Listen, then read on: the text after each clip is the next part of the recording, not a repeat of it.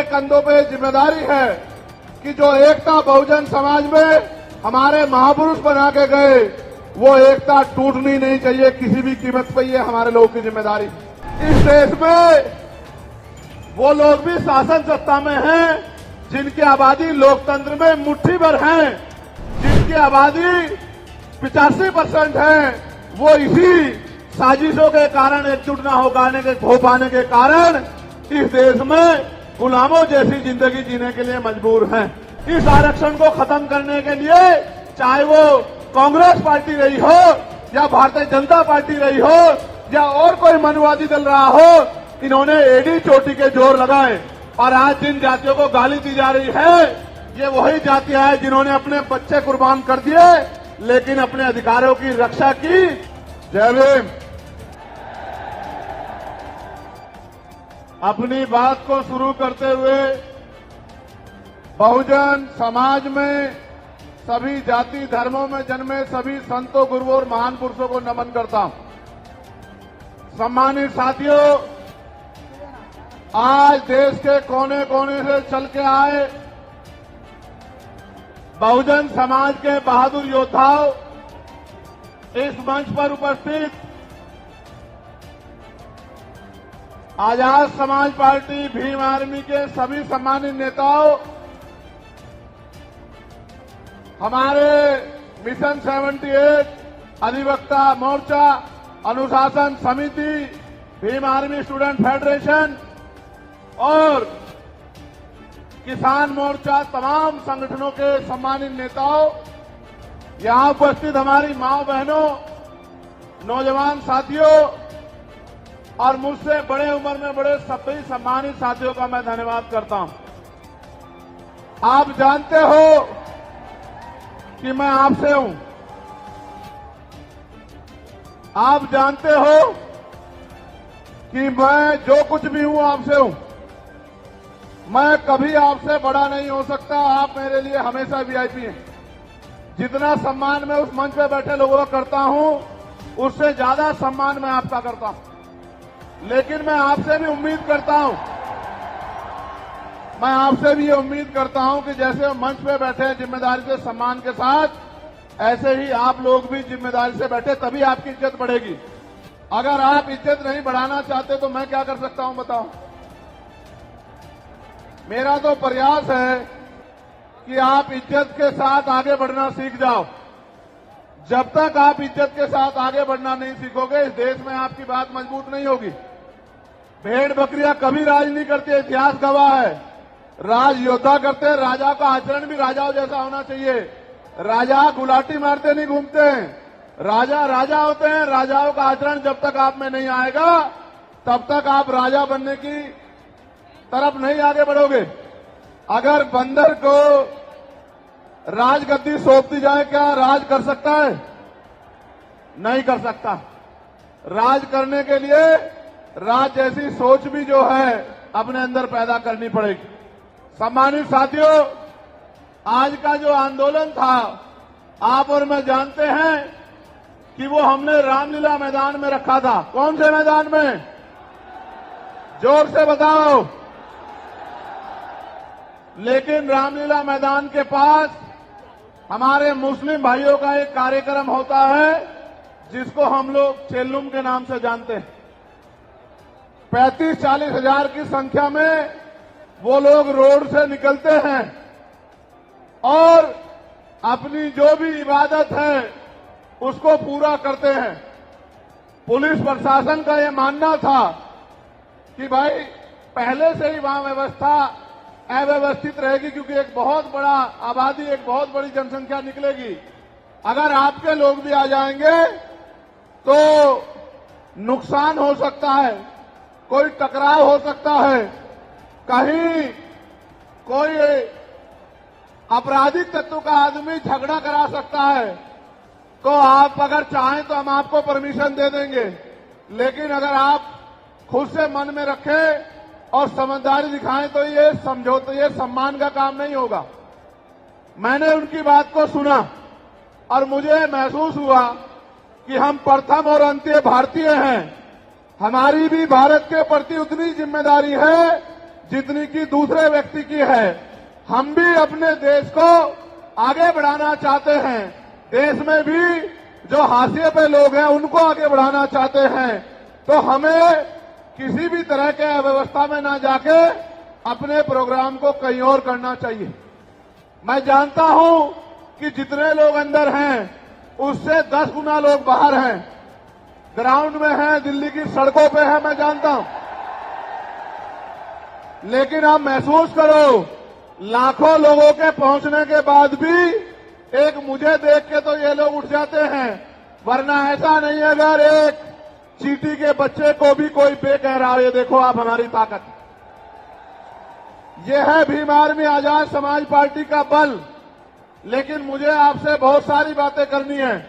मैं अभी दूसरे देश में होके आया। मैं जब दूसरे देश में गया मुझे उम्मीद नहीं थी कि इतना प्यार और सम्मान मिलेगा। आप ये देखो, मैं ऑस्ट्रिया गया तो लगभग 10 देश के लोग आए मिलने के लिए। जब मैं इटली गया तो कम से कम 40 देशों के लोग मिलने के लिए आए। हर आदमी ये कहता था कि भैया मैं अपने राष्ट्र की तरफ से, अपने देश की तरफ से, वहां रहने वाले बहुजन समाज के लोगों की तरफ से पैगाम लेके आया हूं कि भाई चंद्रशेखर आजाद हमारे स्टेट में भी आए, हमारी कंट्री में भी पहुंचे और आके अपनी बात को रखें।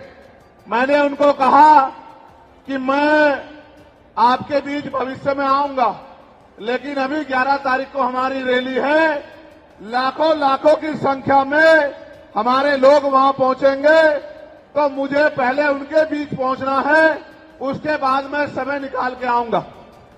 उन्होंने मेरी बात को माना और 3 दिन का कार्यक्रम करके मैं फिर आपके बीच आ गया। जब यहां पहुंचा तो पता लगा परमिशन और इस तरह की व्यवस्थाएं खराब हो रही हैं। फिर मैं धन्यवाद दूंगा हमारी दिल्ली की टीम का, भाई हिमांशु जी का, भाई महेश जी का, उनके सभी साथियों का, जैन साहब का, कसाना जी का, जिन्होंने, समीर भाई का, जिन्होंने दिन रात एक कर दिया और इस परमिशन को करा के, सीपी सिंह जी का कितना बढ़िया प्रोग्राम आप सब लोगों के लिए आयोजित किया। एक बार दोनों हाथ से तालियां बजा के दिल्ली की टीम का स्वागत करें। जब मैं दिल्ली का धन्यवाद कर रहा हूं तो देश भर में जहां से सबसे बड़ी ताकत हमें मिली है, मैं उत्तर प्रदेश की भी पूरी टीम का धन्यवाद करना चाहता हूं, क्योंकि हमारे हर एक आंदोलन में उत्तर प्रदेश अग्रणी रहता है। धन के आधार पे, संख्या के आधार पे उत्तर प्रदेश ने अपनी ताकत का एहसास पूरे देश को कराया है।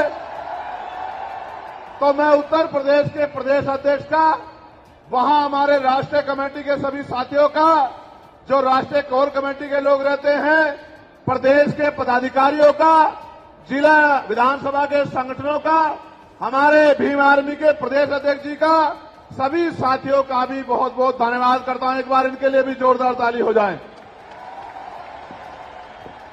उसके बाद मैं और आप सब लोग मिलकर स्वागत करेंगे नगीना लोकसभा के लोगों का, जिन्होंने एक एक वोट डालकर आपकी ताकत को बनाने का काम किया। दोनों हाथ उठा के ताली बजा के स्वागत करें नगीना के लोगों का। नगीना के लोगों का धन्यवाद कर दूं? बताओ कर दूं या नहीं कर दूं? बताओ नगीना के लोगों की इज्जत करते हो नहीं करते हो? बताओ नगीना के लोगों का सम्मान करोगे नहीं करोगे? बताओ नगीना तुम्हारे दिल में है या नहीं है? बताओ। तो मैं नगीना के साथियों का भी बहुत बहुत धन्यवाद करता हूं। अब आज के जो आयोजक कमेटी है, मैं उनका भी धन्यवाद करता हूं। अब मैं आपसे आग्रह करूंगा कि मुझे आपसे बहुत जरूरी विषय पर बात करनी है। अगर आप बोलते रहेंगे या कोई भी शोर आएगा तो मेरी बात आप लोगों तक नहीं पहुंच पाएगी, इसलिए मैं आपसे आग्रह करूंगा कि आप शांत हो जाएं। ये जगह कम है, मैं जानता हूं, इस वजह से बार बार अव्यवस्था हो रही है।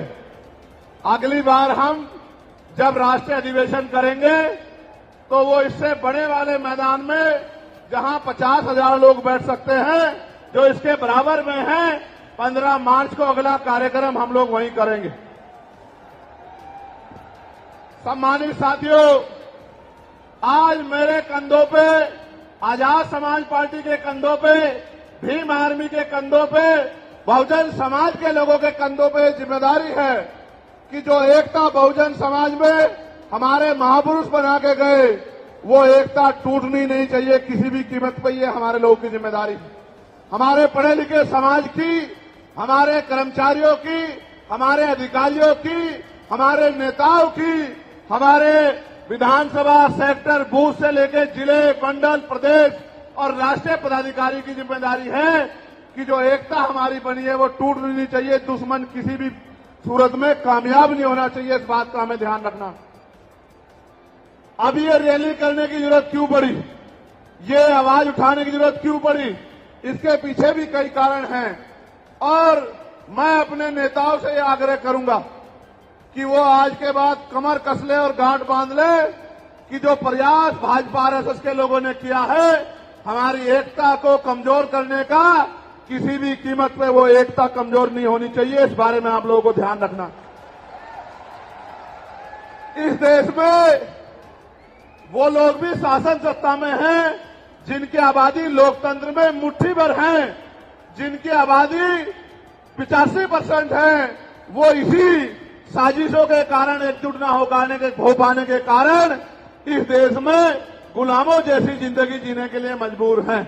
मैं बात कर रहा हूं शेड्यूल कास्ट के लोगों की, मैं बात कर रहा हूं शेड्यूल ट्राइब के लोगों की, मैं बात कर रहा हूं अन्य पिछड़े वर्ग के लोगों की, मैं बात कर रहा हूं मुस्लिम की, जैन की, सिख की, ईसाई की, बौद्ध की, तमाम उन लोगों की जिनको आज भारत में सम्मान की जिंदगी नहीं मिल पा रही। मैं बात कर रहा हूं महिलाओं की, मैं बात कर रहा हूं किसानों की, मैं बात कर रहा हूं मजदूरों की, मैं बात कर रहा हूं नौजवानों की। मैं पहले जो विषय है उस पर अपनी बात रखूंगा, फिर मुझे अपने दिल की बात आपको कहनी है। पहला जो विषय हमारा है, जिस पे हम लोग यहां इकट्ठा हुए हैं, उस पे हम लोग क्या करने वाले हैं, सरकार से हमारी क्या मांग है, सबसे पहले उस पे मैं अपनी बात रखूंगा। हमारी पहली मांग ये है कि 1931 के बाद इस देश में सभी जाति धर्मों के लोगों की जनगणना नहीं हुई है। जब तक जनगणना नहीं होगी तो ये नहीं पता लगेगा कि schedule caste, schedule tribe, backward के लोगों को कितनी उनकी आबादी और कितना सम्मान उनको मिल रहा है, कितनी हिस्सेदारी उनको मिल रही है। तो केंद्र सरकार जल्द से जल्द जातिगत जनगणना कराए। जब तक जातिगत जनगणना नहीं होगी तब तक सबसे पहले स्पष्ट ही नहीं होगा जो आज षड्यंत्र किया गया है और कुछ लोगों को जानबूझ के उनके मुंह से कहलवाया जा रहा है कि इस जाति का हिस्सा ये लोग खा रहे हैं, इस जाति का हिस्सा ये लोग खा रहे हैं, इस जाति का हिस्सा ये लोग खा रहे हैं। मैं चंद्रशेखर आजाद आपको वचन देके कहता हूं, अपने बहुजन समाज के सामने जातिवार जनगणना कराइए, उसके आंकड़े सार्वजनिक कराइए।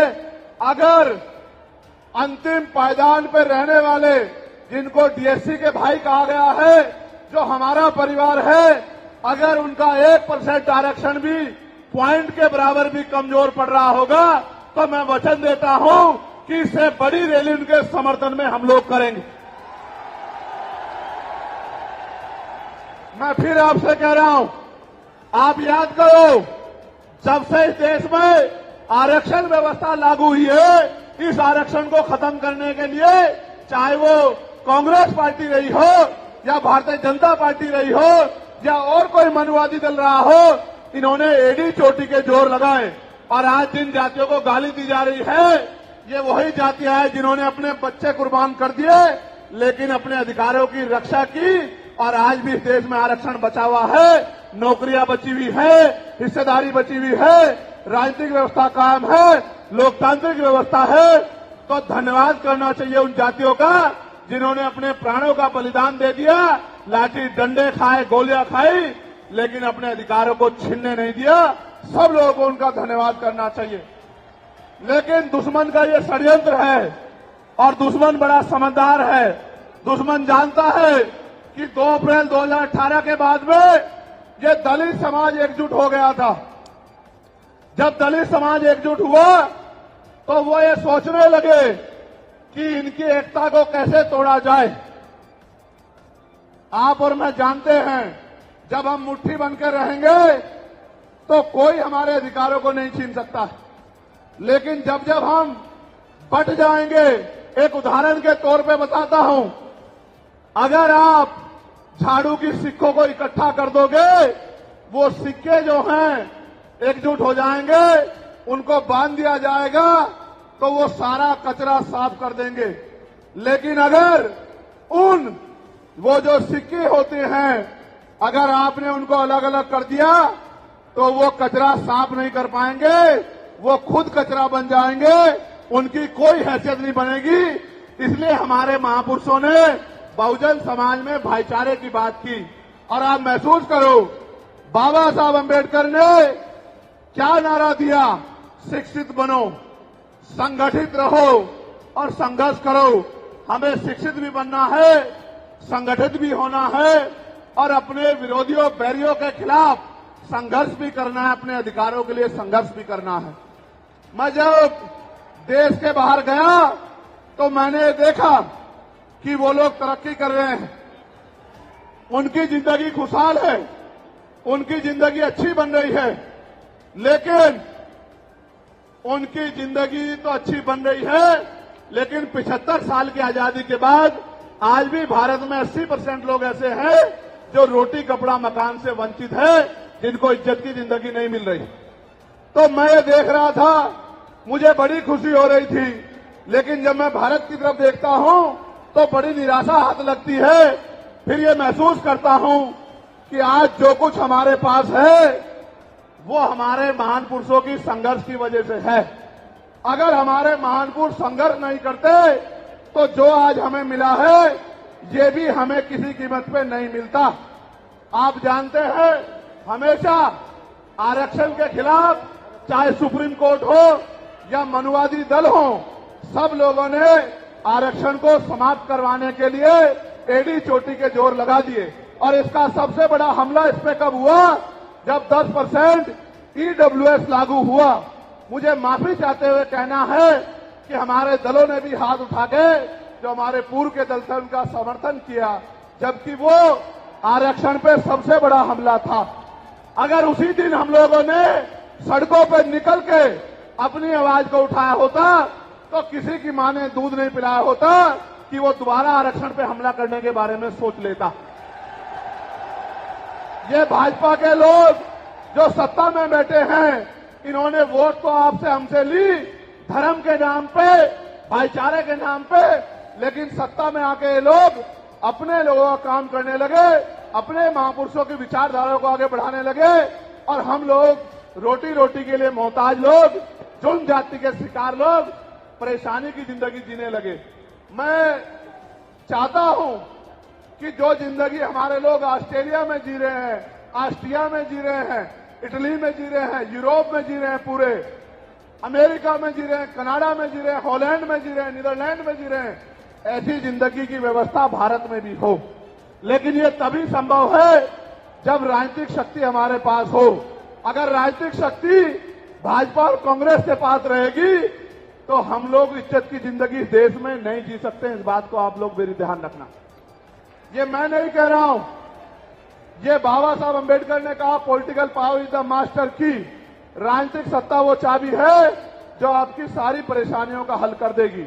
और राजनीतिक सत्ता जिनके पास है, उनके लोग हजारों हजारों करोड़ रुपए लेके भाग जाते।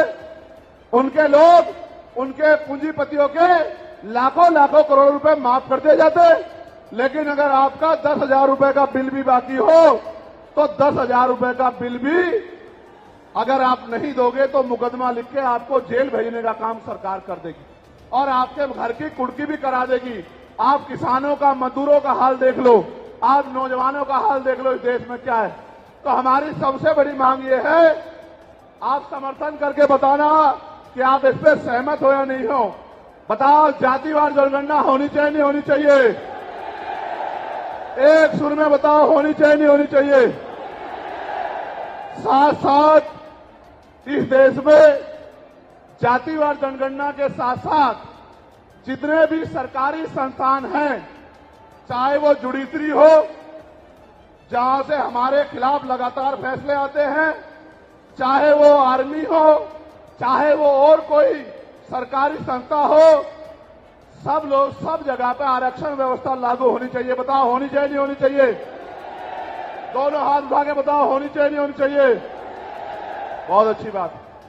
साथ साथ हमारी ये भी मांग है, जो मैंने पार्लियामेंट में भी उठाई, कि निजी क्षेत्रों में आप इस बात को समझो गौर करके, इस देश में 2% सरकारी नौकरियां, कितने परसेंट? जोर से बताओ। 98% प्राइवेट सेक्टर है। कुछ ऑर्गेनाइज है, कुछ अनऑर्गेनाइज है। आप ये देखो, 2% में तो बंटवारा है, लेकिन 98% पे पुरानी सत्ता वाले लोग और आज की सत्ता वाले लोग सांप की तरह कुंडली मार के बैठे हैं। ना वहां SC/ST के लोगों का कोई प्रतिनिधित्व है, ना OBC के लोगों का है, ना ही मुस्लिम लोगों का है। तो हमारी मांग ये भी है कि अब समय आ गया है कि निजी क्षेत्रों में भी आरक्षण की व्यवस्था होनी चाहिए। होनी चाहिए नहीं होनी चाहिए? बताओ, दोनों हाथ उठा के बताओ, जोर से बताओ, होनी चाहिए नहीं होनी चाहिए? Very good, very good. साथ साथ हमारी ये मांग है कि प्रमोशन में रिजर्वेशन भी इस देश में लागू होना चाहिए। शेड्यूल कास्ट, शेड्यूल ट्राइब और बैकवर्ड के लोगों के लिए प्रमोशन में रिजर्वेशन भी सरकारी संस्थानों में लागू होना चाहिए। लागू होना चाहिए, लागू होना चाहिए? बताओ, जोर से बताओ। हमारी ये भी मांग है कि मंडल कमीशन की बाकी सिफारिशें भी लागू होनी चाहिए, क्योंकि जब तक मंडल कमीशन की बाकी सिफारिशें लागू नहीं होगी, तब तक पिछड़े वर्ग के लोगों को बराबर की हिस्सेदारी और सम्मान नहीं मिलेगी। हमारी ये भी मांग है, सरकार कह रही है कि क्रीमी लेयर लागू करना चाहिए, और जज साहब भी कह रहे हैं क्रीमी लेयर लागू करना चाहिए। मैंने पार्लियामेंट में पूछा कि भारत में कितने शेड्यूल कास्ट के लोग, शेड्यूल ट्राइब के लोग अरबपति बन गए, इसका डाटा आपको सार्वजनिक करना चाहिए, आर्थिक आंकड़े सार्वजनिक करने चाहिए। तब हमें पता लगेगा कि क्रीमी लेयर की स्थिति में हम आए या नहीं आए। आपको शायद जानकारी नहीं है, मैं आपको बताता हूं, आज भी बहुत सारे पदों को NFS करके, नोट फाउंड सुटेबल करके हमारे योग्य लोगों को नौकरी से निकालने का काम ये सरकारें करती है, क्योंकि कलम की ताकत उनके हाथ में होती है। जिनकी राज सत्ता पे कब्जा होता है, हमारे लोगों का राज सत्ता पे कब्जा नहीं है, इसलिए सारी योजनाएं हमारे खिलाफ बनती हैं।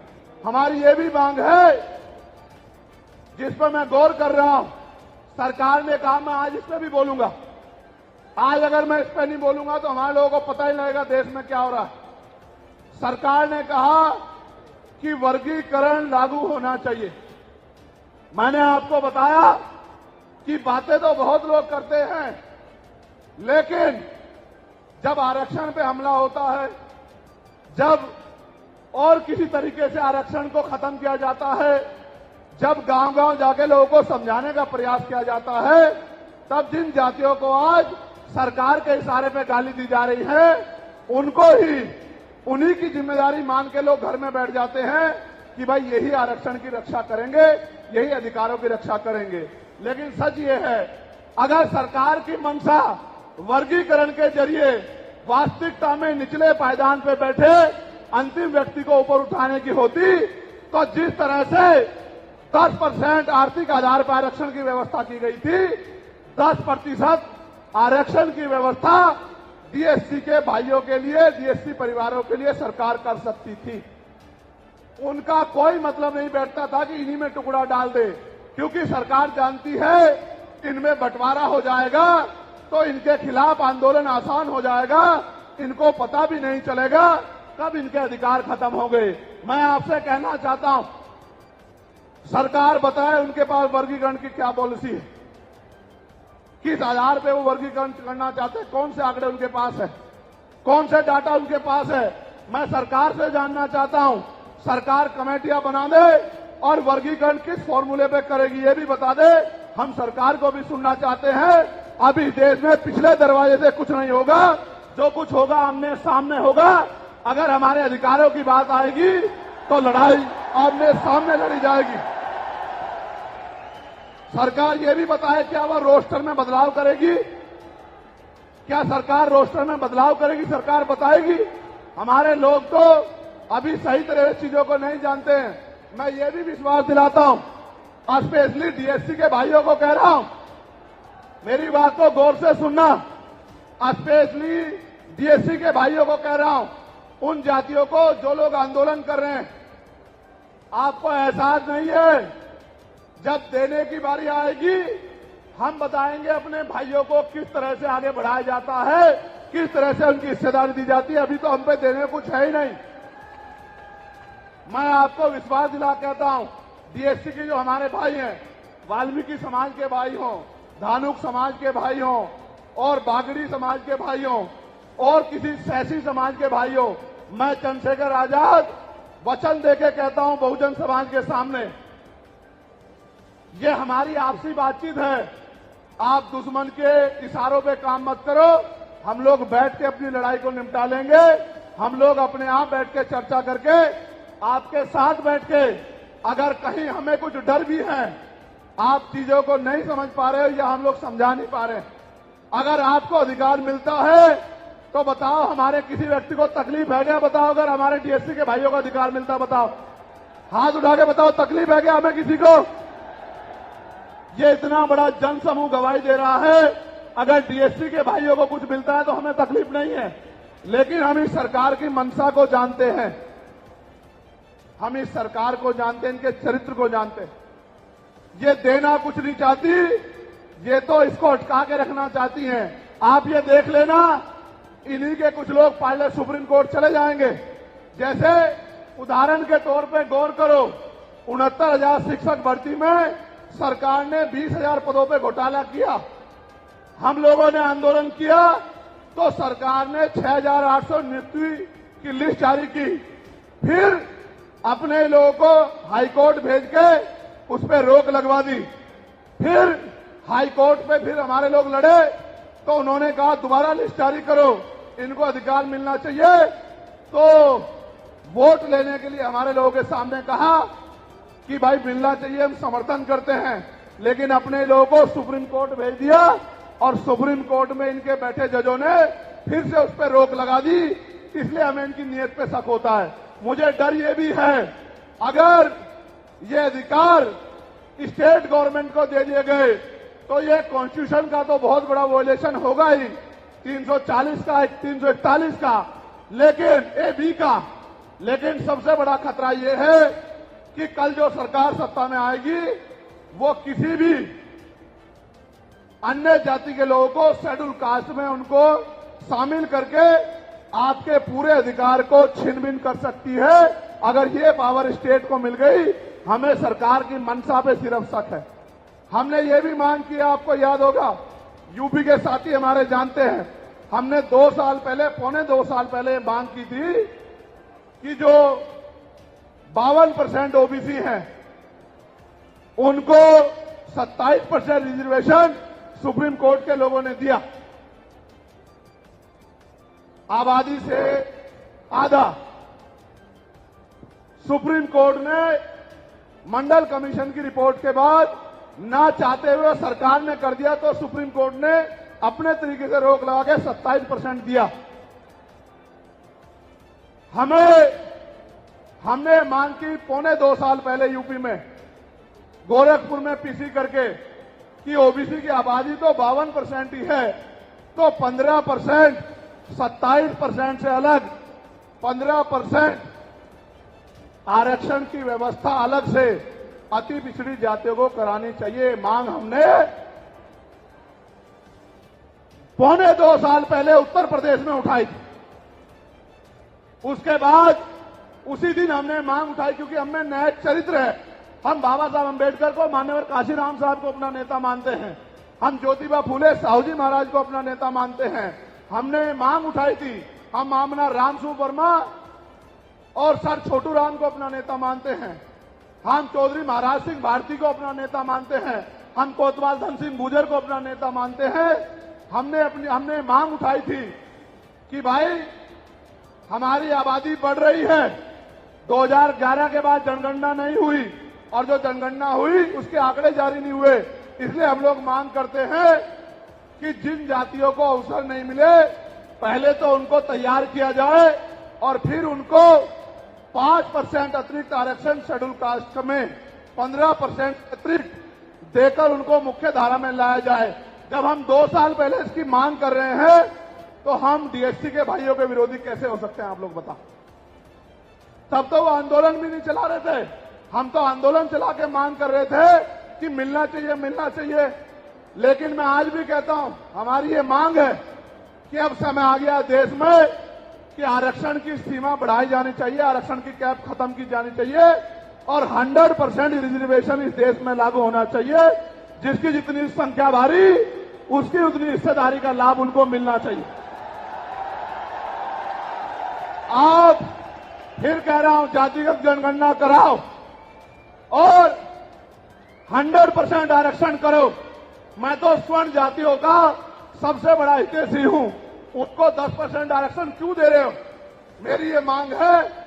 मैं तो अपने लोगों के आरक्षण में से भी उनके लिए मांग करता हूं। उनकी आबादी तो 15% भी नहीं है। मैं ये कहता हूं कि उनका अलग से ब्लॉक बना के उनको 20% आरक्षण सरकार को देना चाहिए और 80% आरक्षण को SC, ST, OBC के लिए फ्री कर देना चाहिए। जबकि काशीराम साहब तो 85% की बात करते थे, लेकिन मैं समझता हूं कि उनमें भी लोग गरीब हैं, इसलिए मैं उनका 5% और बढ़ा रहा हूं। लेकिन पहले देश को ये तो बता दो, जातिगत जनगणना करा के, कि भाई अभी तक उनका प्रतिनिधित्व कितना है, अभी तक उनकी सरकारी नौकरियों में हिस्सेदारी कितनी है और कितनी कमी उनकी है जो आपने 10% उनको दे दिया। आज हम लोग एक और मांग भी उठाते हैं कि कास्ट का आरक्षण बढ़ा के उसकी संख्या के आधार पे 25% करना चाहिए। बताओ सहमत हो, नहीं सहमत हो? जोर से हाथ उठा के, दोनों हाथ उठा के बताओ सहमत हो, नहीं सहमत हो? तो ये हमारी वो मांगे हैं जिनके लिए आज हम लोग यहां इकट्ठा हुए हैं। और हम इकट्ठा नहीं हुए आज तो मजबूरी या अपने देश से प्यार था कि हमने अपने आंदोलन को बदलाव कर लिया। अगली बार अधिवेशन तो होगा इंदौर में, लेकिन जब तो इस बार